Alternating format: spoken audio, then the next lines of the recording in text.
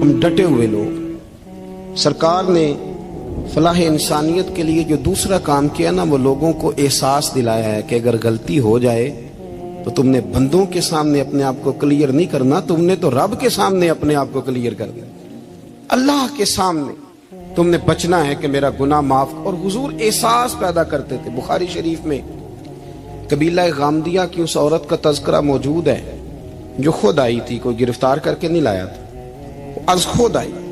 احساس پیدا ہو گیا نا گناہ کا. یہاں بہت ساری غلطیاں کر کے بھی لوگ جب اپنی بات کرتے ہیں تو کہتے ہیں کبھی یاد تو نہیں کسی کے ساتھ زیادتی کی ہو، یاد تو نہیں کبھی کسی کا. بھئی آپ نے اتنے بڑے ولی ہونے کا دعویٰ کر دیا. انسان تو انسان رہتا ہے. بڑے بڑے لوگ کہہ گئے کہ یا اللہ اگر انجانے میں بھی بھول گئے ہیں تو ہم سے درگزر فرما. لیکن جب ہم تیار ہی نہیں ماننے کو. حضرت انس بن مالک کہتے ہیں وہ خاتون آئی، کوئی پکڑ کے نہیں لایا، کسی 14 دنوں کے ریمانڈ پہ نہیں اسے منوایا گیا، اسے وہ خود بخود آئی. اور کریم محبوب علیہ السلام کے سامنے جب وہ کھڑی ہوئی تو اتنے درد سے میں نے کم لوگ روتے دیکھے ہیں جس درد سے وہ روئی. عرض کرنے لگی حضور میں غلطی کر بیٹھی ہوں، مجھ سے زنا ہو گیا، مجھے پاک کر دے. تو محبوب کریم علیہ السلام نے فرمایا تو کیسے ثابت کرے گی تو نے گناہ کیا؟ یعنی مجرم کو ثابت کرنا پڑ رہا ہے کہ میں گناہ گار. یہ وہ کمال ہے کہ انسانوں کو احساس ہونے لگے کہ یہاں ہم غلط ہیں. جب اعتراف جرم ہوتا ہے، جب بیماری کی تشخیص ہوتی ہے تو پھر اس کا علاج بھی ہو جاتا ہے. حضرت انس بن مالک کہتے ہیں وہ عرض کرنے لگی حضور میرے پیٹ میں ناجائز بچہ ہے. حضور نے فرمایا جا جب بچہ پیدا ہو تو پھر آنا. وہ 8 ماہ کے بعد آئی تو اس کی گود میں پھول سا بچہ تھا. حضور نے فرمایا واپس جا، جب روٹی کھانے لگ جائے تو پھر آنا. وہ 2 سال 2.25 سال دودھ پلاتی رہی. پھر جب آئی تو بچے کے ہاتھ میں روٹی کا ٹکڑا تھا. کریم محبوب صلی اللہ تعالی علیہ وسلم سے آ کے جب اس نے بات کی تو وہ درد سے روئی، کہنے لگی یا رسول اللہ 3 سال ہونے کو ہیں، میں نے گناہ کیا ہے، میں ساری رات سو نہیں پاتی. حضور تڑپتی اگر اس حال میں مر گئی تو اپنے رب کو کیا منہ دکھاؤں، مجھے پاک کر دے، میرے حال پہ رحم فرمائے. محبوب کریم صلی اللہ علیہ وسلم نے بچہ ایک صحابی کو دیا، فرمایا بچوں کی طرح پالنا، اور کہا اسے لے جاؤ، پتھر مار مار کے اسے سنسار کر دو. صحابہ کہتے ہیں اسے پتھر لگ رہے تھے اور حضور بے چینی کے ساتھ ٹہل رہے تھے. آ کے خبر دی حضور وہ تو وصال کر گئی، انتقال ہو گیا. فرمایا یہاں تک تو بات اس کی تھی. حضرت انس بن مالک کہتے اب محبوب کریم نے صحابیات سے فرمایا اسے غسل دو، کفن پہناؤ، جنازہ تیار ہو جائے تو مجھے خبر کرنا. حضرت انس بن مالک کہتے ہیں غسل ہوا، کفن ہوا، جنازہ تیار ہوا تو حیران ہم تب ہوئے جب میرے محبوب نے فرمایا صفے بناؤ، میں خود جنازہ پڑھاؤں گا، میں خود جنازہ پڑھاؤں. اور سرکار نے جنازہ پڑھایا تو ایک شخص کی زبان سے نکلا حضور اس ملعون کا معاذ اللہ جنازہ جس نے ناجائز بچہ جنا، اس کے لیے آپ دعا کر رہے ہیں، جنازہ پڑھا. حضور فرمانے لگے خاموش ہو جاؤ، تم نے گناہ دیکھا ہے، اس کا احساس نہیں دیکھا. تم نے غلطی دیکھی ہے لیکن اس کی توبہ کا انداز نہیں دیکھا.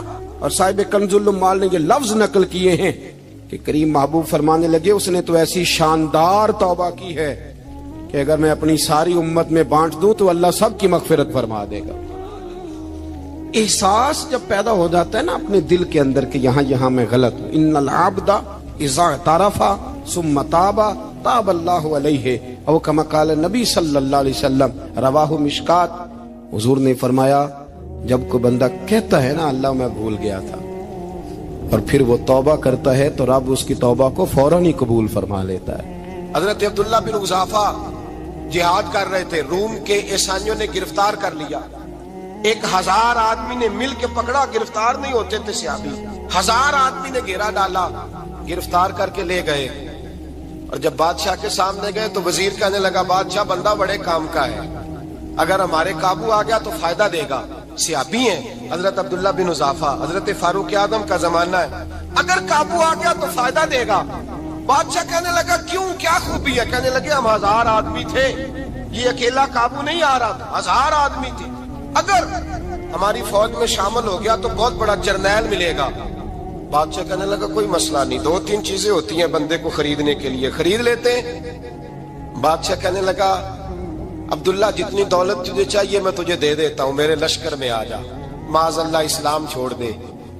हजरत अब्दुल्ला बिन हुज़ाफा क्या फरमाते हैं? फरमाते हैं बड़ा तू बेवकूफ है, मैंने दौलत कमानी होती तो मदीने में बैठ के तजारत करता, मैं दौलत कमाने नहीं निकला, मैं तो रसूलुल्लाह की रजा कमाने के लिए निकला हुआ हूं। दौलत कमानी होती तो किसी मार्केट में होता, मैदान में आना था। शहादत है मतलूब मकसूद मोमिन, न माले गनीमत न किश्वर कुशाई। ये दौलत तो लौंडी है रसूलुल्लाह के दरवाजे की, ये तो पीछे पीछे फिरती है नबी पाक के गुलामों। ये कमानी होती तो मैं किसी मार्केट में होता, मैदान में थोड़ा होता। अब्दुल्ला बिन हुज़ाफा से एक दूसरी चाल चली। कहने लगे मियाँ ओदा जो तुझे चाहिए, मैं बादशाह हूं, मेरे नीचे जो ओदा तू कहेगा वो तुझे मिल जाएगा। हजरत अब्दुल्ला बिन हुज़ाफा कहने लगे शायद तुझे पता नहीं मेरी तारीफ क्या है, शायद तू जानता नहीं मेरी तारीफ क्या है। कहा साहब की क्या तारीफ है? कहने लगे मैं रसूलुल्लाह का सहाबी हूँ और कायनात में सबसे बड़ा ओहदा मुस्तफा के सहाबी होने का ओहदा है। सहाबा वो सहाबा थे जिनकी हर सुबह सुबह ईद होती थी, खुदा का कुर्ब हासिल था, नबी की दीद होती थी। फरमाया मैंने हुजूर के जलवे देखे हुए हैं, मुझे ओहदे की जरूरत ही नहीं, और मैंने ओहदा लेना होता तो मैं सियासत करता, मैं तो शहादत लेने निकला हूं मैदान में, ओहदे का मैंने क्या करना है। अब बादशाह कहने लगा इसे कत्ल कर दो। वजीर कहने लगा नहीं, एक बात और है, मुझे एक चाल और चलने दो। कहा वो क्या? कहने लगे मेरी बेटी बड़ी खूबसूरत है, मुझे मौका दो अपनी ही बेटी को सजा बना के, वो जवान जिसकी जवानी इतनी बड़ी है कि 1000 आदमी मुकाबले में खड़ा नहीं होता, उस जवान के कमरे में रात की तन्हाई में बना सवार के बीबी को भेजा। वो बीबी कहती है मैं सारी रात बन सवर के इस सहाबी के कमरे में बैठी रही, लेकिन ये क्या शख्स था, सारी रात ही मुसल्ले पे बैठा रहा, सारी रात ही। कुछ देर थक जाता तो ये करीम रसूल पे दरूद पढ़ना शुरू कर देता। बीबी कहती है सहरी हो गई तो मैंने छू के देखा कि इंसान है कि जिन्न है, ये बंदा है कि फरिश्ता है, छू के देखा। कहने लगे पीछे हट जा। मैंने कहा मैंने तो सुना था तू 1000 के मुकाबले में है और तू इतना बेहिस है कि बनी सबरी दुल्हन बैठी है, तूने नजर नहीं की? अब्दुल्ला बिन हुज़ाफा, बीबी कहती है नजर फिर नहीं उठाई, नजर फिर झुकी हुई है। कहने लगे बीबी मैं मजबूर हूँ, अब मेरे ऊपर कोई हुस्न नहीं चलता, मैंने जलवाए बद्दुहा का दीदार किया हुआ है, अब मेरी निगाहों में जचता नहीं कोई, इसलिए कि जैसे मेरे सरकार है ऐसा नहीं कोई। कभी भी अब नहीं किसी का मेरे ऊपर जादू चलता, मैंने मुस्तफा को। और कहा जरा पीछे हट के बैठ, मुझे मेरे रसूल ने गैर महरम से बचने का हुक्म दिया है, जरा पीछे हट के बैठ। सहरी का वक्त था। वो बीबी कहती है उस नौजवान के जुमले मेरा सीना चीर गए, कलेजा फट गया, चीख निकली, मैं कुफर के आलम में रोई। मैंने कहा मुझे बता तो सही, आखिर ये जज्बा कहाँ से मिलता है, आखिर ये रोशनी तो मैंने देखी नहीं, कहाँ से आती है? एक मेरा बाप है जो बना सवर के मुझे तेरे कमरे में छोड़ गया, बतला ये कहाँ से कैफ आते हैं? अब्दुल्ला बिन हुज़ाफा कहने लगे अगर कैफ लेना है तो तू भी मेरे मुस्तफा का कलमा पढ़ जा, आजा दरवाजे रसूल पे झुक जा, मिल जाएगा। सवेरे दरवाजे पे बाप आया बेटी से रिजल्ट लेने, दरवाजा खोला तो बेटी नकाब पहने बाहर आई। बाप कहने लगा क्या भला? कहने लगी पीछे हट जा, तू गैर महरम है, काफर है, मैं मुसलमान हूँ। उसने कहा क्या हुआ? कहने लगी तेरे जैसे को बाप कहूं, तेरे जैसे को जो मुझे इस्तेमाल कर रहा था, मैं तुझे बाप नहीं मानती, मैं अब रसूल वाली हो गई, मैं हजरत फातिमा की कनीजा हो गई हूं, मैं अब नबी करीम की खादिमा हूं, खबरदार मेरे करीब ना आना। ये दाव भी नाकाम हुआ। अब हजरत अब्दुल्ला बिन हुज़ाफा के सामने मौत खड़ी की, एक कड़ा में तेल गर्म किया, कहने लगे तुझे इसमें जलाया जाएगा। हजरत अब्दुल्ला बिन हुज़ाफा रज़ी अल्लाह ताला अन्हु जब जलने के करीब हुए तो रोने लगे। रूम का बादशाह कहने लगा शायद डर गया है। कहने लगे अब समझ आई है, अब तुझे पता चला है, चला आ जा। हजरत अब्दुल्ला बिन हुज़ाफा कहने लगे तू काफिर है, तेरी काफिरों वाली सोच है, इसलिए नहीं रोया कि मौत से डर गया हूँ, मैं तो इसलिए रोया हूँ कि एक जान है वो नबी पाक पे कुर्बान हो रही है, काश रब मुझे 1000 जान देता, मैं सारी मुस्तफा पे कुर्बान कर देता। एक सुनार ने गली में एक यतीम छोटे से बच्चे को घूमते देखा तो सुनार बे औलाद था, बच्चे को उठा के घर ले आया। 18 साल उस बच्चे की परवरिश की, उसको पाला पोसा जवान किया। सुनार के पास वो दुकान पे चला जाता, वो कई दफा दुकान पे रहता, कई दफा घर में रहता। एक दफा वो दुकान पे था, बच्चा घर था, 18 साल का जवान। उसकी बीवी अकेली थी। वो जिसने मां बन के पाला था उसने उसी पे हमला कर दिया, उसका बाजू बुरी नीयत से थामा। बीवी चीखी, थोड़ी देर गुजरी तो वो नौजवान पैरों में बैठ गया, कहने लगा अम्मा पता नहीं मुझे क्या हुआ। शाम को सुनार आया, बीवी चीखने लगी, चिल्लाने लगी, कहने लगी आज अजीब बात हुई, जिसको मैंने जिगर का खून दे दे के पाला उसी ने गंदी नजर डाली। सुनार महवे हैरत है। बीवी का ख्याल था कि लाठ उठाएगा, डंडा उठाएगा, नौजवान को मारेगा, लेकिन वो रोने लग गया। उसने कहा आज उसने मेरा बाजू थामा है, जाने क्या किया है। परेशान होने लग गया, सजदे में गिर गया। कहा तू बताता क्यों नहीं? तो वो सुनार कहने लगा उसकी गलती नहीं, 18 साल के बाद आज मुझ पर भी शैतान सवार हुआ था।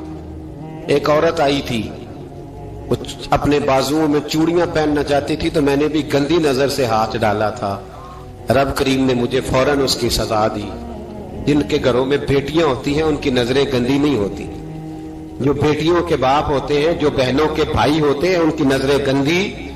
और अगर तू टेलीफोन करता है, तू किसी औरत के साथ ताल्लुक रखता है, तो ये बात लिख ले, इमाम फखरुद्दीन राजी 1, अल्लामा इस्माइल हकी 2, मुल्ला जलालुद्दीन रूमी 3, इमाम खाजन 4, इमाम जलालुद्दीन सयूती 5 हदीस के उस्ताद और मुहद्दिस लिखते हैं कि अगर तू किसी पर गंदी नजर डालेगा तो तेरा घर बच सकता, याद रख, नहीं बचेगा। इसलिए कि तेरी नजर किसी की बेटी को बेटी समझ, ताकि तेरी बच्ची का पर्दा कायम रहे। किसी की बहन को, ये क्या बात हुई कि तू जितना मर्जी गंद मुआशरे में फैलाता रहे, तेरा घर बचा रहे, ये कैसे हो सकता है? फाइना लहू मईशतन दंका, अल्लाह फरमाते हैं जिंदगी तंग हो जाएगी तेरे लिए मुश्किल। तू ढूंढता फिरेगा कि मैं मरने को जगह तलाश करूं। सच्ची तौबा करें, खरी तौबा करें। ये गुनाह इंसान को मजबूर कर देते हैं। हजरत अब्दुल्ला बिन मुबारक रहमतुल्लाह ताला अलैह, उनके सैकड़ों शागिर्द थे। एक शागिर्द के इंतकाल का वक्त आया तो घर गए मिलने। आप कहते हैं मैंने जोर लगा लिया पर उसकी जुबान पर कलमा जारी नहीं हुआ। मैं उसे कहता कलमा पढ़, पर उसकी जुबान पर जारी। अल्लाह अकबर, बहुत बड़ी नेमत है। दुआ फरमाए अल्लाह ईमान की मौत अता फरमाए, ईमान की मौत दे अल्लाह करीम, ईमान की मौत दे। ऐसे भी लोग देखे हैं, मस्जिद नबवी है, रसूलुल्लाह का शहर है, सर सजदे में है, रूह परवाज कर गई। रूह पर कितना नसीबों वाला है, कितना नसीबों वाला है कि मस्जिद नबवी में सर सजदे में रखा है और अल्लाह तबारक व तआला ने महबूब के कदमों में मौत अता फरमाई। तो हज़रत अब्दुल्ला बिन मुबारक कहते हैं मैंने उसको कहा कलमा पढ़, तो उसकी जुबान पे जारी नहीं होता। मैं बार बार कहता तो वो मिन्नत करता, कहता हुजूर मैं कोशिश करता हूं, जारी नहीं होता। फरमाते मैं परेशान होके उठा, अभी मैं दरवाजे पे पहुंचा था, उसने चीख मारी और रूह परवाज कर गई। बच्चे रोने लगे, बीवी रोने लगी। तो मैंने उसकी बीवी से कहा कि जुर्म क्या करता था, इतना बड़ा पापी पे कलमा जारी नहीं हुआ। उसकी जोजा कहने लगी हजरत जी 2 गुनाह थे इसके। एक तो ये शराब का आदी था, रोकती थी बाज नहीं आता था, और दूसरी बात यह कि ये अपनी अम्मा का नाफरमान था।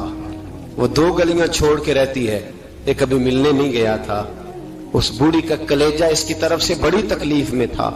तो हजरत अब्दुल्ला बिन मुबारक कहने लगे जा तू भी दुआ कर और उसकी माँ को भी कह दुआ करे कि यहां तो ये कलमा नहीं इसे नसीब हुआ, अल्लाह करे अल्लाह आखिरत की मंजिलें इसकी बेहतर फरमा दे। ये हदीस सुनाने लगा हूं, हदीस है, हदीस रसूल है। जवान खास करके जरा मेरी बात पे तवज्जो करे और बुजुर्ग खास कर तवज्जो करे जिन्होंने तरबियत करनी है। सुने, हुजूर की बारगाह में एक नौजवान आया है, ये संगमील है हदीस, इसको याद रखना। अर्ज की हुजूर मैं सारे गुनाह छोड़ सकता हूं, जिना नहीं छोड़ता। हुजूर मुझे जिना की इजाजत होनी चाहिए। मेरे हबीब ने थपकी दी, बिठा लिया। मैं कहता हूं हुजूर ने गुनाहगारों को मुआशरे से काटा नहीं, उनकी तरबियत फरमाई है, उनकी तरबियत फरमाई है, उनको करीब फरमाया। मेरे हबीब करीम सल्लल्लाहु अलैहि वसल्लम ने फरमाया इधर आ बैठ जा, बैठ गए। हुजूर ने फरमाया तू पसंद करता है तेरी मां के साथ कोई बदकारी करे? हुजूर नहीं। फरमाया तू पसंद करता है तेरी बेटी के साथ कोई बदकारी करे? या रसूलल्लाह मैं आंखें निकाल दूंगा। हुजूर ने फरमाया तू पसंद करता है तेरी बहन के साथ? हुजूर मैं काट डालूंगा वो हाथ जो मेरी बहन की तरफ उठेंगे। फरमाया तू पसंद करता है कि तेरी खाला फुफी ममानी की तरफ कोई ऐसी हरकत करे? हुजूर मैं काट के रख दूंगा उन लोगों को जो बात भी करेंगे। मेरे हबीब ने फरमाया अच्छा, जिसके साथ तू बदकारी की इजाजत मांग रहा है वो किसी की मां नहीं लगती, वो किसी की बहन नहीं लगती, वो किसी की बेटी नहीं होगी? याद रखे मुल्ला जलालुद्दीन रूमी 1, इमाम गजाली 2, आला हजरत फाजले बरेलवी 3, बुजुर्ग मुतफिका तौर पर लिखते हैं, फरमाते हैं जो गंद के साथ दूसरे घर में ताड़ता है वो अपने घर की खैर मना ले, जो गंदी नजर दूसरों पर रखता है वो अपने घर की खैर मना ले। इसलिए कि जो जुर्म वो किसी के खाते में डालेगा वो सजा बन के उसके घर की तरफ लौटा दिया जाएगा, जो बदकारी वो किसी के खाते में डालेगा वो सजा बन के अल्लाह उसके घर की तरफ लौटा देगा। अगर अपने घर को पाक रखना चाहते हो तो दूसरों की तरफ पाक नजर रखनी शुरू कर दो। अगर चाहते हो कि तेरा घर अजीब मामला है ना, बेटे को तो पसंद की शादी की इजाजत है तो बेटी को इजाजत क्यों नहीं? अगर तेरा बेटा पसंद की शादी करेगा तो याद रखना फिर जब किसी की बेटी ये लफ्ज बोलती है फिर इज्जतों के जनाजे निकलते हैं, फिर उरियानी फहाशी का जो है वो कलक लगता है माथे पर, फिर याद रखना चारों जानिब से रुसवाइयां तेरा नसीबा होती है। अगर तू बेटी को रोकना चाहता है तो बेटे का हाथ पकड़, अगर तू बेटी को साफ रखना चाहता है तो बेटे को शर्म हया की चादर उड़ा, अगर तू बेटियों के किरदार की हिफाजत करना चाहता है तो पहले बेटे को पाबंद शरीयत बना। एक बहुत बड़ा गुनाह बदनिगाही का गुनाह है। आपको पता है हमारे मुल्क के अंदर बदकारी, जिना और बेहयाई की शरह कितनी बढ़ती जा रही है, किस कदर बढ़ती जा रही है। वो लोग जो निकाह कर लेते हैं वो भी अपनी निगाहों को, मैं अक्सर कहता हूं, हुजूर ने फरमाया निकाह आधा ईमान है, जिसने निकाह कर लिया उसका ईमान मुकम्मल हो गया। तो जो निकाह के बाद भी बाज ना आया, मैं उसको बेईमान नहीं कहता, लेकिन नबी पाक ने फरमाया जो निकाह कर ले उसका ईमान, बोलिए ईमान महफूज हो गया, उसका ईमान, सारे बोलिए ईमान। और जो फिर भी बाज ना आए, हुजूर कह रहे ईमान मुकम्मल हो गया, और जो ना बाज आया क्या फतवा दिया जाए हदीस की रोशनी में? मेरे नबी पाक की बारगाह में औरतें आई तौबा करने, बैत करने, मुसलमान होने, तो हुजूर बैत लेते वक्त फरमाने लगे मेरे साथ वादा करो, झूठ नहीं बोलोगी, गीबत नहीं करोगी, जिना नहीं करो। एक औरत बोल पड़ी, कहने लगी या रसूल अल्लाह सल्लल्लाहु अलैहि वसल्लम मैं मुसलमान तो नहीं पर खानदानी हूं, मेरे घर वालों के जहन में भी कभी जिना का ख्याल नहीं आया। हम तो इसे खानदानों के वकार के खिलाफ समझते हैं। रोज बुरी नजर से किसी को देखना और किसी के बारे में गलत बातें, नाराज ना होना। बहुत सारे बूढ़े भी लज्जत ले लेके जुर्म बयान करते हैं, गुनाह बयान करते हैं, गलत बातें करते हैं, किसी औरत के बारे में तबसरा करते हैं। क्या समझते हैं मर्द और औरत माज़ अल्लाह ताला एक कमरे में जाके बदकारी करे तो वही जिना है? मेरी तरफ देखिए और झांक करके सुनिए क्या अर्ज कर रहा हूं, इधर देखिए मेरी तरफ। नबी पाक सल्लल्लाहु अलैहि वसल्लम ने फरमाया जिना जुबान का भी होता है, जिना कान का भी होता है, जिना आंख का भी होता है। हुजूर किस तरह? फरमाया जिसने गंद देखा उसने आंख का जिना किया, जिसने लज्जत लेके सुना,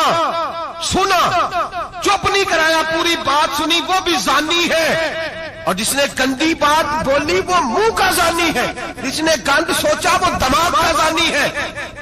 और जानी को सबसे पहली सजा अल्लाह ये देता है कि सजदे की लज्जत छीन लेता है, इबादत का सुरूर छीन लेता है, उसका नमाज में दिल नहीं लगता।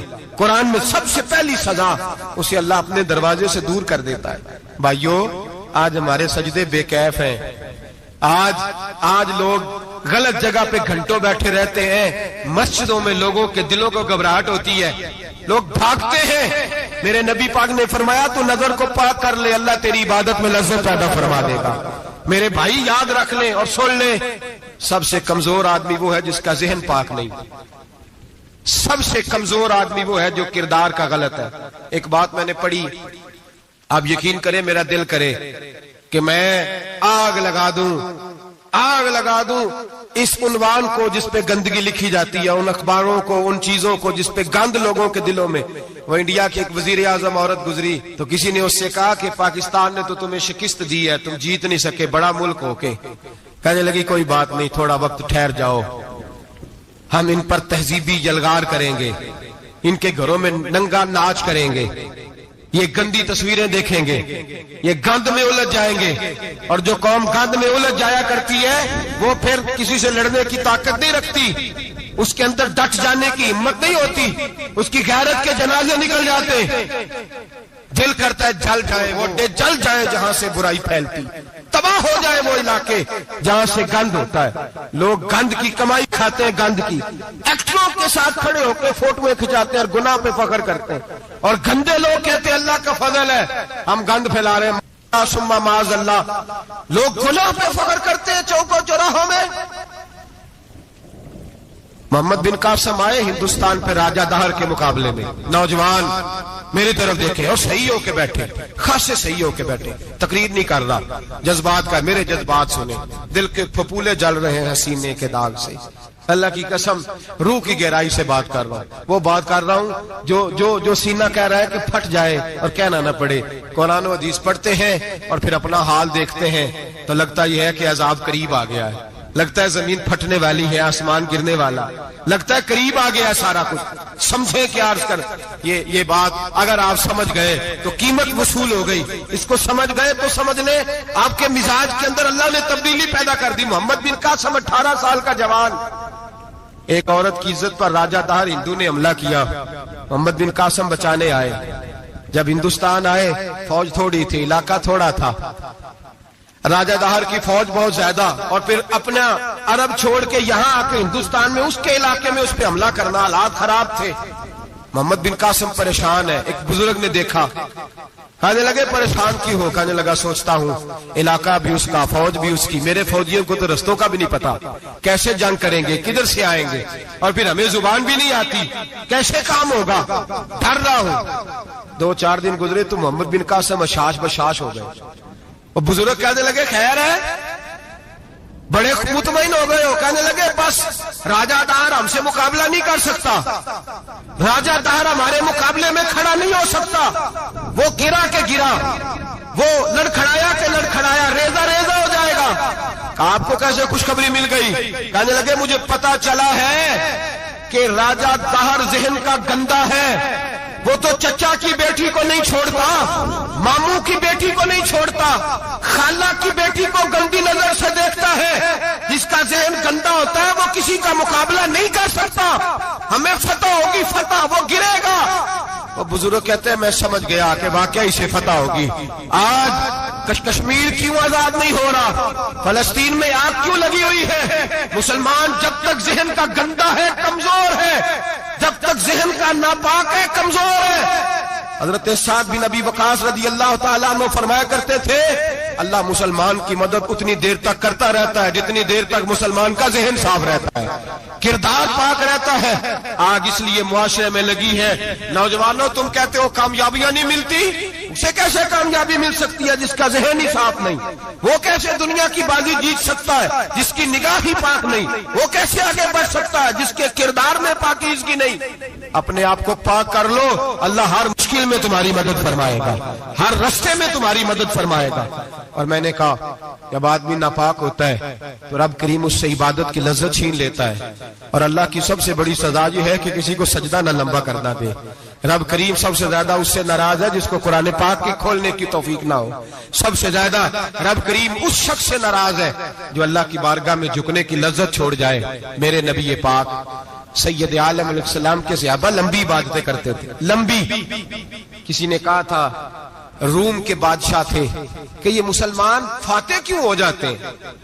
تو اس نے کہا میں نے مولا علی کے زمانے میں جاسوسی کرائی تھی، پتا کیا تھا کہ ہر میدان میں کامیاب کیوں ہوتے ہیں. تو کہتے میں نے دیکھا یہ دن کے مجاہد ہوتے ہیں پر رات کے عابد ہوتے ہیں. اب آگے بڑھتے ہیں. قرآن مجید نے سورہ نور کی آیت نمبر 30 میں کہا کہ کل للمؤمنین یغضوا من ابصارہم، فرمایا کہ اے محبوب علیہ السلام مومن مردوں سے کہہ دو کہ اپنی نظریں جھکا کے رکھیں، اپنی نظریں. اور اگلی آیت میں فرمایا وَقُلْ لِلْمُؤْمِنَاتِ يَغْضُضْنَ مِنْ أَبْصَارِهِنَّ، فرمایا کہ اے محبوب مومن عورتوں سے بھی کہہ دو کہ اپنی نظریں جھکا. مرد بھی اپنی نظر جھکا کے رکھے گا عورت کی طرف، لیکن یہ ساری پابندی صرف مرد پر نہیں، عورت بھی غیر محرم کا چہرہ نہیں دیکھے گی، اس پر بھی اسی طرح نظر جھکانے کا حکم ہے جس طرح کہ وہ ہر دکاندار کو بھائی جان کہہ کے گفتگو کرنے کی اس کو بھی اجازت نہیں ہے کہ وہ سمجھے کہ پابندی تو مرد نے کرنی تھی، میں نے تھوڑی کرنی تھی. وہ جس کے پاس جائے، جہاں بھی جائے، ڈاکٹر کے پاس جائے، باہر جائے، تو وہ جس طرح مرضی اس کا دل چاہے وہ بات چیت کرے، اس کی عورت کو بھی اجازت اسلام نہیں دیتا. بنیادی طور پہ اسلام شرم و حیا کا دین ہے، حیا کی بات کرتا ہے. حیا کی جب ہم تعریف کرتے ہیں تو حیا کی تعریف یہ ہے کہ کوئی کبھی چیز دیکھ کے نا تو آپ کی طبیعت میں کراہت محسوس ہو، آپ کوئی غلط جملہ منہ سے نکالتے ہوئے ذرا جھجکیں، آپ کوئی غلط بات کرتے ہوئے تھوڑا بوجھ محسوس کریں. ہمارے ہاں تیزی سے فروغ پایا ہے بے حیائی نے. سنگیوں کی محفلیں، یاروں کی محفلیں، اس میں غلیظ گفتگو ہوتی ہے الا ماشاء. جن دوستوں کو بڑی پاک صاف گفتگو کرنی چاہیے. دوستی کا رشتہ بڑا مقدس رشتہ ہے، جو یہاں ایک دوسرے سے پیار کریں گے جنت میں بھی اکٹھے داخل کیے جائیں گے. شرط یہ ہے کہ پیار اللہ رسول کی رضا کے لیے ہو، لیکن اس کے اندر اگر آپ کی گفتگو کچی ہو، کمزور ہو، فحاشی والی ہو، عریانی والی ہو. وہ ہمارے ہاں تو اب اس کو لوگ فیشن سمجھتے ہیں، اس کو مردانگی کی علامت سمجھتے ہیں کہ وہ جی ساری باتیں جی وہاں ہو گئی اور جس کا جو جی چاہا اس نے کہا. آپ جب حیا کے دائرے میں ہوتے ہیں تو آپ خود بھی سکون محسوس کرتے ہیں. دیکھیں نا، آپ کو نیند سکون سے کہاں آتی ہے؟ جہاں کمرہ بند ہو، چاروں جانب دیوار ہے، اوپر چھت ہے، خالی دروازہ بھی کھلا ہوا ہونا تو جب بندہ سکون لینا چاہتا ہے تو کہتا ہے یار ذرا دروازہ ذرا بند کر دو. وہ اچھی طرح اپنے آپ کو چھپا لیتا ہے نا حیا کے پردے میں، تو اللہ اسے سکون عطا کرتا ہے. اور جو اس سے بھی زیادہ ٹھنڈی نیند میں جانا چاہتا ہے وہ کہتا ہے لائٹ بھی بند کر دو. اب وہ مکمل طور پہ سمجھتا ہے کہ میں چاروں جانب سے چھپ گیا ہوں، اگر میں کھل کے بھی سو جاؤں گا تو میرا چونکہ پردہ قائم ہے تو مجھے کوئی دشواری نہیں ہو. آپ جب چھپ جاتے ہیں، جب آپ حیا کے اندر سمٹ جاتے ہیں، جب آپ چادر کے اندر آ جاتے ہیں تو آپ بہت ساری جگہوں پہ آسانی محسوس کرتے ہیں. تو حیا تو آپ کو سکون دیتی ہے، حیا تو دل کو راحت دیتی ہے. میں بڑی ذمہ داری سے بات عرض کرتا ہوں، قرآن مجید نے نا ایک مقام پہ مذاق کو، ایک مزاح ہوتا ہے خوش طبی، وہ نہیں مذاق اڑانا. قرآن پاک نے نا مذاق کو ایک جگہ پہ جاہلوں کا طریقہ بھی قرار دیا. بنی اسرائیل کے لوگوں سے حضرت موسیٰ نے کہا کہ گائے ذبح کرو اور ایک ٹکڑا مقتول کو مارو، زندہ ہو کے خود بتا دے گا مجھے کس بندے نے قتل کیا. تو کہنے لگے آپ ہمارے ساتھ مذاق کر رہے ہیں. تو قرآن مجید کہتا ہے کہ حضرت سیدنا موسیٰ علیہ السلام فرمانے لگے اعوذ باللہ ان اکون من الجاہلین. فرمانے لگے میں اللہ کی پناہ مانگتا ہوں کہ میں جاہلوں میں سے ہو جاؤں. یہ مذاق کرنا تو جاہلوں کا طریقہ ہے. اگر آپ کی زبان سے بے حیائی کا جملہ نکل گیا، اگر آپ کی زبان سے بے حیائی کا جملہ نکل گیا، آپ نے کہہ دیا کہ ہم آزاد لوگ ہیں، جو مرضی کریں گے، جو مرضی کہیں گے، جو ہمارا دل میں آئے گا کریں گے، تو پھر تو لوگ آپ کا وہ حشر کریں گے کہ آپ سے برداشت ہی نہیں ہوگا. جس کا لوگ مذاق بنا لیتے ہیں اور جو مذاق بن جاتا ہے پھر اسے کچھ جینے دیتا ہے. آپ حیا کی چادر میں چھپیں گے تو بچیں گے. اگر آپ نے اپنا مذاق بنوا لیا یہ کہہ کے کہ میں نے مرضی کرنی ہے، پھر یاد رکھنا چھپنے کو جگہ نہیں ملے گی، پھر تکلیف میں آ جائیں گے، پھر بہت بڑی اذیت کا شکار ہو جائیں. شرم و حیا، عرب کے اندر جو کنواری لڑکیاں تھیں ان میں بڑی حیا ہوتی. الحمدللہ میں بڑے فخر سے کہتا ہوں کہ میرے پنجاب کی، میرے پاکستان کی بیٹیاں بھی 20 دفعہ ان کا ابا کہے تیری شادی کرنی ہے تو وہ آنکھ نہیں اٹھا پاتی آج بھی. یہ تو وہ چند لوگ ہیں جو کہتے ہیں ہم ہائی کلاس ہو گئے، ہمیں نہیں پتا کہ وہ روشن خیال ہو گئے ہیں کہ روغن خیال ہو گئے، پتہ نہیں کدھر چلے گئے. ورنہ ہماری بیٹیاں آج بھی جب ان سے ان کا باپ، ان کی ماں بات کرتی ہے تیری شادی کی تو وہ تو شرم کے ساتھ پچھلے سے پچھلے کمرے میں چھپتی ہیں. یہ اللہ نے فضل کیا ہوا ہے اس ملت پر. تو عرب کی لڑکی بڑی حیا والی ہوتی تھی، اس سے کوئی بات کرنی پڑتی تھی تو 20 دفعہ بات کی جاتی، پھر بھی وہ عورت چھپتی پھرتی تھی. حضرت عائشہ صدیقہ رضی اللہ تعالیٰ عنہ فرمانے لگیں میرے نبی پاک صلی اللہ علیہ وسلم عرب کی کنواری لڑکیوں سے بھی زیادہ حیا کرنے والے تھے۔ قاضی اعجاز مالکی نے، شیخ عبدالحق محدث دہلوی نے، دیگر بزرگ جو سیرت نگار گزرے، انہوں نے لکھا ہے کہ نبی پاک صلی اللہ علیہ وسلم کے اندر 100 مردوں سے زیادہ طاقت تھی، 100 مردوں سے زیادہ طاقت۔ اب جو بات کہنے لگا ہوں، جو نتیجہ دینے لگا ہوں، اس پر خاص توجہ آپ فرمائیں گے۔ ذرا فکری طور پر، نظریاتی طور پر ایک چیز کو سمجھیے۔ ہم سمجھتے ہیں کہ جوان لڑکا ہے جی، جو مرضی کرے، عمر ہے جی۔ آپ ذرا بات پر غور کیجئے گا کہ حضور صلی اللہ علیہ وسلم میں طاقت 100 مردوں سے زیادہ ہے اور حیا کنواری لڑکیوں سے بھی زیادہ ہے۔ ذرا اس بات کا تقابلی جائزہ کیجئے گا کہ طاقت 100 مرد سے زیادہ ہے لیکن حیا کنواری لڑکی سے بھی زیادہ ہے۔ اس کا معنی یہ ہوا کہ جس ٹہنی کو پھل زیادہ لگ جاتے ہیں وہ جھکا کرتی۔ تو حیا تو حسن ہے، حیا تو آپ کو پاک صاف کرے گا، حیا تو آپ کو نرالا کرے گا، انوکھا کرے گا۔ وہ ہمارے ایک دانشور ہے، انہوں نے مضمون لکھا، کئی باتیں بڑی پسند آتی ہیں۔ وہ کہتے ہیں کہ میری اہلیہ، ان کو بھی کسی نے مس گائیڈ کر دیا تھا، حالانکہ اچھی خاتون ہے، کسی نے مس گائیڈ کر دیا۔ وہ بھی سماجی اور ویلفیئر، اور یہ خواتین کو شوق ہوتا نا بننے کا، تو وہ بھی سماج کے اندر اچھا مقام تلاش کرنے کے موڈ میں آ گئی۔ تو کئی ایک دن جانا تھا تو بڑی بن سنور کے میرے ساتھ وہ گاڑی میں بیٹھ گئی۔ تو میں گاڑی میں، عورتوں کو یہ بھی مسئلہ ہوتا ہے نا کہ ہماری تعریف کرو، تو کئی دفعہ بعض مردوں بیچاروں کو جھوٹ بولنا پڑتا ہے، وہ زبردستی کراتی ہے نا جی۔ تو اس میں گنجائش بھی دی ہے شریعت نے گنجائش دی ہے کہ کبھی بیوی کو راضی کرنے کے لیے خلاف واقعہ بات کرنی پڑے تو کر لینی چاہیے، تو وہ کراتی بھی ہیں۔ 3 موقع پر خلاف واقعہ بات کرنے کی اجازت ہے، واقعے کے خلاف بھی آپ بات کر سکتے ہیں، جنگ کے موقع پر 2 لوگوں کو صلح کرانے کے لیے اور بیوی کو راضی کرنے کے لیے کر لیں کوئی ایسی بات، بے شک اپنی طبیعت پہ جبر کر کے کر لیں، گنجائش ہے، اجازت ہے۔ وہ کہتے ہیں جب وہ گاڑی میں میرے ساتھ بیٹھی بن سنور کے، وہ تقاضا کرنے لگی کہ میں نے بڑے اچھے کپڑے پہنے ہیں پر آپ نے توجہ نہیں کرائی۔ وہ سیانا بندہ تھا، وہ چاہ رہا تھا کہ میری خاتون سمجھ جائیں۔ وہ کہتے ہیں مجھے پتا تھا کہ بیچاری مس گائیڈ ہو گئی ہے، دل کی بڑی اچھی ہے، سیانی ہے، لیکن اس کو کچھ خواتین نے، کچھ لوگوں نے مل کے اس کو ذہن غلط کر دیا ہے کہ سماج میں نکلو، باہر جاؤ، کام کرو، فلاں کرو، اپنی مرضی سے جیو۔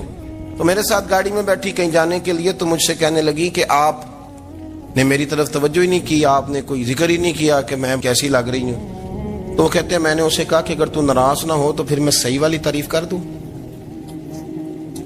تو اس نے کہا کہ آپ کر دیں۔ تو کہتے ہیں میں نے درد سے اور خلوص سے اپنی بیوی سے کہا، خلوص کے ساتھ میں نے کہا میں تو روز گھر ہوتا ہوں، روز شام کو گھر ہوتا ہوں، اگر تو میرے لیے تیار ہوتی تو میں تیری تعریف کرتا، لیکن آج تو باہر جانے کے لیے تیار ہوئی، تو پھر ان سے تعریف کی امید رکھ جن کے لیے تو نے تیاری کی ہے۔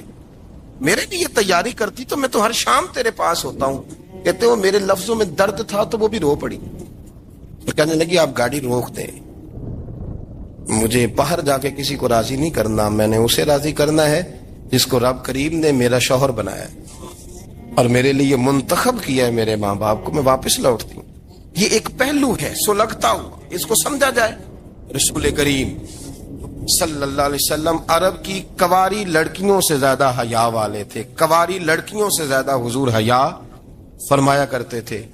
جب خانہ کعبہ کی مکہ شریف میں تعمیر ہو رہی تھی نا، اہل عرب اس کو تعمیر کر رہے تھے، تو نبی پاک صلی اللہ علیہ وسلم اپنے چچا حضرت عباس کے ساتھ خانہ کعبہ کی تعریف میں مصروف تھے۔ تو عرب کے لوگ چونکہ لمبا کرتا پہنتے تھے پیروں تک، تو نیچے اگر کسی وقت کوئی چیز نہیں بھی ہوتی تھی تو کسی کو وہ نظر نہیں آتی تھی، چونکہ پردہ رہتا تھا، ایک لمبا کرتا پہنا ہوا ہوتا تھا۔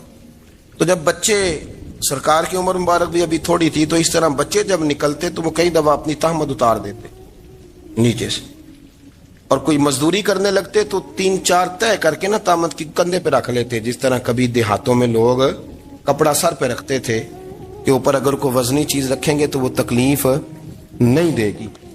نبی پاک صلی اللہ علیہ وسلم بھی سب لوگوں کے ساتھ خانہ کعبہ کی تعمیر میں شامل تھے۔ تو حضرت عباس رضی اللہ تعالیٰ عنہ نے کہا، हुजूर से अभी अल्लाह ने नबूवत भी नहीं फरमाया था, भतीजे आप भी तामद उतारिए, ये सही मुस्लिम में हदीस मौजूद, और इसको कंधे पे रख लीजिए, आप ईंटें उठा उठा के ला रहे हैं तो जरा आपको तकलीफ नहीं होगी। तो सरकार दो आलम सल्लल्लाहु अलैहि वसल्लम से ये बात कही और फिर जल्दी से हुजूर की ताहमद को निकाल के ना, हालांकि लंबा कुर्ता पहना हुआ है, तो वो जैसे ही उनके कंधे पे रखा ईंटें रखने के लिए तो सरकार तो जमीन पे गिर गए, बेहोश हो गए, आंखें आसमान की तरफ। और फिर हुजूर पुकार रहे हैं, आजारी आजारी आजारी, मेरा तामद दे दो, मेरा तामद दे दो। कभी कोई शख्स इस वजह से भी बेहोश हुआ है कि मेरे वजूद से कपड़ा उतर गया है? हालांकि सरकार पर वो बेहोशी भी नबी पाक का वो जो गलबा है ना शर्मो हया का, उसकी वजह से हो, वरना तो हुजूर फरमाते हैं कि मेरी आंखें सो जाती हैं, दिल तो मेरा उस आलम में भी जागता रहता है। तो सरकार जमीन पे तशरीफ ले आए, आंखें आस, मेरा मेरा तामद दे दो, मेरा तामद दे दो। तो जल्दी से उन्होंने तामद दिया तो हुजूर ने बांध लिया। फिर तबीयत मुबारक में तसल्ली हुई, यानी हम उस रसूल के गुलाम हैं कि जिनके तो वजूद से कपड़ा उतर जाए तो हुजूर बर्दाश्त नहीं करते, कबूल नहीं फरमाते, तकलीफ शुरू हो जाती। लेकिन यहाँ नौजवान है और बड़ा कद काठ है और बड़े बड़े समझदार लोग हैं, गर्मी आती है तो शार्ट कपड़े पहन के घूमते हैं, उनको ख्याल नहीं कि ये वो वाला लिबास है जो बाहर तो क्या घर में अम्मा के सामने नहीं पहनना चाहिए, बहनों और बेटियों के सामने नहीं पहनना चाहिए। आपकी गुफ्तगू में शर्मो हया हो, आपके लबो लहजे के अंदर हुस्न हो। आपको पता है नबी पाक सल्लल्लाहु अलैहि वसल्लम ने फरमाया, मेरी उम्मत में सबसे ज्यादा हया करने वाले उस्मान गनी है। उस्मान गनी सबसे ज्यादा हया करने वाले। आप फरमाया करते थे, जब से हुजूर का चेहरा देखा है मैंने कभी अपनी शर्मगाह भी नहीं देखी, मैंने आंखों का वुजू नहीं तोड़ा, और जब से हुजूर के दस्ते मुबारक में मैंने बैत के लिए सीधा हाथ बढ़ाया तो फिर सीधा हाथ मैंने कभी गंदगी को नहीं लगाया। हयात। आप बाथरूम के अंदर भी गुस्ल फरमाते थे तो कपड़ों समेत करते थे। किसी ने कहा, हजरत जी वाशरूम के अंदर क्यों नहीं कपड़े उतारते? आप फरमाने लगे, बाहर बंदों से हया करता हूं, अंदर जाता हूं तो रब से हया आनी शुरू हो जाती, वो तो देख रहा है ना। तो मैं जो बात आपकी खिदमत में अर्ज करना चाहता हूं उसको आप समझिएगा मेरे अजीज, कि शर्म वाला मिजाज, गुफ्तगू भी शर्म वाली, आंखें भी शर्म वाली, लिबास भी शर्म वाला, दोस्ती यारी भी शर्म वाली, बहुत सारी ऐसी बातें। देखे ना आप जरा, मैंने कहा कि बातों को सुन के गुजर ना जाया करें, उसकी गहराई पर गौर करें। हुजूर इल्म का समुंदर है, सरकार से ज्यादा इल्म दुनिया में किसी के पास मौजूद नहीं है, और सहाबा को मौका मिला हुआ उस समुंदर से फैज लेने का। लेकिन उनकी हालत यह है कि हजरत अली मुर्तजा फरमाते हैं 14-14 दिन गुजर जाते। हुजूर से कोई सवाल पूछना होता था पर मैं शर्म के मारे नहीं पूछ पाता था। 14-14 दिन बुखारी शरीफ में मौजूद है। एक दिन नबी पाक सल्लल्लाहु अलैहि वसल्लम ने पूछा सहाबा से कि वो कौन सा दरख्त है जिसके पत्ते नहीं गिरते, और वो दरख्त इस तरह है जिस तरह मोमिन होता है, वो दरख्त मेरे मोमिन की तरह बताओ। हजरत अब्दुल्ला इब्ने उमर फरमाते, मुझे पता था कि वो खजूर का दरख्त है, लेकिन चूंकि अबू बकर सिद्दीक भी बैठे हैं, उमर फारूक भी बैठे हैं, मौला अली भी बैठे हैं, उस्मान गनी भी बैठे हैं, इतने इतने जय्यद लोग बैठे हैं, तो मुझे हयात ही थी कि मैं क्यों जवाब दूं। कहते सरकार ने कई दफा पूछा, लोगों ने कई और दरख्त बताए, पर फरमाया तुम्हारा जवाब दुरुस्त नहीं है। आप हया के इस पहलू पर गौर करें कि सवाल का जवाब आता है, सवाल का जवाब, यानी मुझे सवाल का जवाब आता और फिर मैं दूं ना, मुझे बदहज़मी ना हो जाएगी। ये कैसे मुमकिन है कि मेरी रात गुजर जाए, मुझे पता भी था और मैंने बताया नहीं।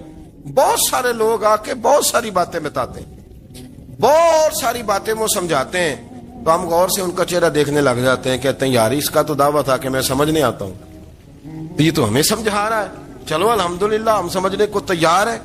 लेकिन मेरे अजीज, पता भी है जवाब का, इल्म भी है, लेकिन फरमाते हैं मेरी हया ने मुझे इजाजत न दी कि मैं जवाब दूं। आप फरमाते हैं फिर हुजूर से सहाबा ने अर्ज की कि या रसूलल्लाह आप ही बता दें वो दरख्त कौन सा है। तो हुजूर ने फरमाया भाई वो खजूर का दरख्त है। तो आप फरमाते मैं दिल ही दिल में कह रहा था कि अल्हम्दुलिल्लाह मेरा जवाब दुरुस्त है, हालांकि मैंने जवाब दिया ही नहीं। तो लफ्जों में हया, जुमलों में हया, आंखों में हया, उठने में हया, बैठने में हया, चलने में हया एक खूबसूरत हुस्न है। और नबी पाक सल्लल्लाहु अलैहि वसल्लम ने फरमाया जब तू बेहया हो जाए ना, फिर तू आजाद है, फिर तू जो मर्जी का, फिर तू जो اس لیے بزرگ جب کسی کو بے حیا کہتے تھے نا، اللہ اکبر، اور جب کسی کو کہتے تھے نا یہ بے حیا ہے، تو لوگ سمجھتے تھے کہ کوئی ہلکی سی بات کر دی، لیکن ان کا معنی یہ ہوتا تھا کہ بس بھائی اب اس کے ساتھ کوئی کلام کرنے کی ضرورت ہے، اس کو اب اصلاح کی ضرورت نہیں، یہ بے حیا ہے۔ کیا معنی؟ کہ اب یہ جو اس کے دل میں آئے گا وہ کرے گا، جو اس کی طبیعت چاہے گی وہ کرے گا، اب یہ کسی پہلو بھی قابو آنے کو تیار بے حیا ہو گیا۔ بے حیائی بہت بڑا عیب ہے، اور جو لوگ کہتے ہیں کہ ہمیں بالکل آزادی ہونی چاہیے، ہمارا اپنا جسم ہے تو ہماری اپنی مرضی چلے گی۔ ایک وزیر صاحب ہیں، پتہ نہیں میں ان کو جانتا تو نہیں، انہوں نے سینٹ میں تقریر کی ہے، میں نے ان کی بات سنی ہے، اس نے کہا نہیں نہیں بھائی، جسم رب کا ہے تو مرضی بھی تو رب کریم کی چلے گی، اور مرضی بھی اللہ کی۔ یہ مجھے تھوڑا سا مسئلہ ہے جسم پر، کبھی کبھی مجھے کثرت سفر سے الرجی ہو جاتی ہے۔ میرے ساتھ لوگ نا دل سے پیار کرتے ہیں، شاید ہی کوئی اچھا ڈاکٹر ہو جس تک میرے سنگی مجھے لے کے نہ گئے ہوں، پر جسم اللہ کا ہے نا، مرضی بھی جب وہ چاہے گا صحت دے گا۔ کیوں کچے کاموں میں لوگ پڑ گئے، کیوں غلط لوگ سوچ میں پڑ جاتے ہیں؟ یہ اسی کا ہے، اور جب وہ چاہے گا، آپ اس بات کو اچھے طریقے سے سمجھ لیں کہ جو اپنی مرضی چوکوں چوراہوں میں کر رہے ہوتے ہیں نا، جو مرضی گاندمند، وہ جانور ہوتے ہیں، وہ جانور ہوتے ہیں جو نہ چونک دیکھتے ہیں، نہ گلی دیکھتے ہیں، نہ انہیں پتہ ہوتا ہے کہ جگہ کون سی ہے۔ وہ انسان، میں نے کہہ دیا جو میں نے کہنا تھا، میں نے کہہ دیا، وہ جانور ہوتے ہیں۔ اور جو کچھ انسان ہوتے ہیں نا، ان کے اندر کچھ نہ کچھ پھر شرم حیا بھی ہوتی ہے۔ وہ چوکوں چوراہوں میں وہ حرکتیں اور وہ کام نہیں کرتے جو جانور کرتے ہیں۔ ان کے لیے بڑے پردے ہوتے ہیں، ان کے لیے بڑی باتیں ہوتی ہے، ان کے لیے بڑا کچھ ہوتا ہے۔ جو بالکل آزاد ہو جائے، کوئی پتہ نہ ہو کس وقت کیا کہنا ہے، کیا کرنا ہے، تو پھر وہ دائرہ انسانیت سے خارج ہو جاتا ہے۔ ہم آپ کو کیا دعوت دیں؟ آپ تو وہ باتیں کر رہے ہیں جو اسلام کا انسانیت کے حق میں بھی ٹھیک نہیں، آپ تو وہ والی باتیں کر رہے ہیں جن کا انسانیت بھی تقاضا نہیں کرتی کہ یہ باتیں ہونی چاہیے۔ لیکن ایک بات، میں تو جذباتی نہیں ہوتا، میں بڑے غور سے چیزوں کو دیکھتا ہوں، سنتا ہوں، اور نہ میں ان موسمی مینڈکوں کی، وہ مجھے عاتق صاحب کہنے لگے جی بڑے بڑے مولوی ایک بندے کے ساتھ بیٹھے ہوئے ہوتے تھے اور وہ روزے میں بڑے بڑے درس دیتا تھا تو وہ بھی فلانی حرکتیں کر رہا ہے۔ تو میں نے کہا ہم نے تو پرانا کہا تھا کہ موسمی مینڈک ہے، تو پرانے کہہ رہے ہیں کہ اداکار ہے، تو وہ جہاں کاسٹ کریں گے وہاں وہ اداکاری کرے گا۔ آپ کسی مذہبی جگہ کر لیں تو وہاں کر لے گا، کہیں اور جگہ کریں گے تو ہم تو پرانا کہہ رہے ہیں۔ تو کسی کو کبھی سمجھ آتی ہے تو کسی کو کبھی اور جگہ جا کے سمجھ آتی ہے۔ ہم ان لوگوں سے پریشان نہیں ہوتے، کیوں؟ سن لیں، کوئی مایوسی نہیں، ان کے اندر جتنا زور ہے وہ لگائیں۔ یہ ملک بنا ہے رسول اللہ کے نام پہ، یہ اللہ نے تحفہ دیا ہے امت مسلمہ کو، یہ نبی پاک کے نام پہ بنا ہے، تو یہاں جھنڈا بھی وہی والا بلند ہونا ہے جو مدینے والے رسول کا جھنڈا ہے، اور یہاں وہی کام چلے گا جو نبی پاک نے بیان فرمایا۔ تو اس طرح کئی لوگ آتے ہیں، وہ شور شار کرتے ہیں، چلے جاتے ہیں۔ اتنے نہ پریشان ہوا کریں، بہت سارے لوگ تو بیچارے اس قابل بھی نہیں ہے کہ ان کا نام لیا جائے، مطلب اتنا ہم ان کو اہمیت دے دیں، ان کا ذکر کریں، ان کا نام لیں، ان کی بات کریں، وہ بیچارے اس قابل ہی نہیں ہے، مطلب سٹیٹس ہی نہیں ہے ہمارا، اتنے فارغ ہیں ہم کہ اب جو بندہ آئے گا کہانی چھیڑے گا تو ہم چھیڑ جائیں گے۔ اور بھائی اللہ کا فضل ہے، الحمدللہ تعالی، لوگوں نے بڑا شور کیا، اور بڑے زمانے سے دنیا شور کر رہی ہے، پر اللہ کے گھر مسجدیں بھری ہوئی ہیں، مسجدیں بھری ہوئی ہیں۔ ہماری بیٹیاں پردے کرتی ہیں، پردے کو پسند کرتی ہیں، وہ حجاب میں رہتی ہیں، وہ سمجھتی ہیں کہ ہمارا اصل حسن کیا ہے۔ تو یہ پراپوگنڈا پرانا چلا آ رہا ہے، اس کا اللہ کے فضل سے امت مسلمہ پہ نہ کبھی اثر ہوا ہے اور نہ کبھی ہوگا انشاءاللہ۔ اگر مرد اور عورت زنا کریں اور اس سے حمل واقع ہو جائے اور وہ دونوں اب شادی کرنا چاہتے ہیں، تو کیا وہ شادی کر سکتے ہیں؟ اس بارے میں مرد عورت زنا کیے، حمل بھی نہ ثابت ہو، حمل نہ ہو، تب بھی افضل یہ ہے کہ دونوں کی شادی کرا دی جائے۔ اللہ تعالیٰ نے سورہ نور میں فرمایا ہے الزانی لا ينکح الا زانیۃ والزانیۃ لا ينکحها الا زان و مشرک وحرم ذلک علی المؤمنین۔ بعض علماء نے کہا ہے کہ یہ زنا ثابت ہو گیا تو پھر صرف زانی ہی اس سے نکاح کر سکتا ہے، پاک باز آدمی ایسی عورت سے شادی نہ کرے۔ دوسرے علماء نے کہا کہ اگر اس کا توبہ عورت کا توبہ ثابت ہو گیا، اس کی توبہ ثابت ہو گئی، پورے طور پر صحیح توبہ کر لیا ہے، تو کوئی بھی اس سے شادی کر سکتا ہے۔ لیکن سیاق آیت اور علماء کے اقوال سے معلوم ہوتا ہے کہ زانی اور زانیہ دونوں نکاح کر لیں، وہی افضل ہے، تاکہ ان کی آپس کی عزت چھپ جائے۔ خدا نخواستہ دوسری جگہ جا کر کے اگر وہ کرے گی، زنا واضح ہو گیا ہے، شوہر ہو سکتا ہے رات دن ستائے اس کو اس معنی میں کہ تم ایسی تھی ویسی تھی، تو افضل یہی ہے۔ اور اگر حمل بھی ہو گیا تو اور ہی زیادہ افضل ہے کہ وہ دونوں اکٹھا ہو جائیں تاکہ بچے کو سمیٹ لیں۔ رہ گئی بات مسئلے کے طور پر کہ وہ بچہ اس زانی کی طرف منسوب ہوگا یا کس کی طرف منسوب ہوگا، صحیح مسئلہ یہ ہے کہ زنا کی بنا پر لڑکا اس کی طرف منسوب نہیں ہوگا اسلامی حکومت میں یا اسلامی قوانین میں، البتہ وہ ماں کا بیٹا ہے، نام اس کے باپ کا کچھ اور رکھ دیجئے، ابن ام ہی بھی کہا جا سکتا ہے، اس کی ماں کا نام اگر فاطمہ ہے ابن فاطمہ، جیسا کہ تاریخ میں بہت سے لوگوں کو ابن سمیہ کہا گیا، جن کے بارے میں تھا کہ جاہلیت میں ان کے ماں سے کسی نے زنا کیا تھا، تو وہ جو ہے ماں کے ساتھ رہے گا۔ دوسری اولاد بھی پیدا ہوگی تو وہ اولاد اس کے لیے محرم ہوگی، کیونکہ ماں کا اسی ایک پیٹ سے نکلا ہوا ہے، تو اس طرح اس بچے کو سمیٹنے کے لیے بھی دونوں شادی کر لیں اور پھر آئندہ دونوں کی عزت اپنی محفوظ ہو جائے۔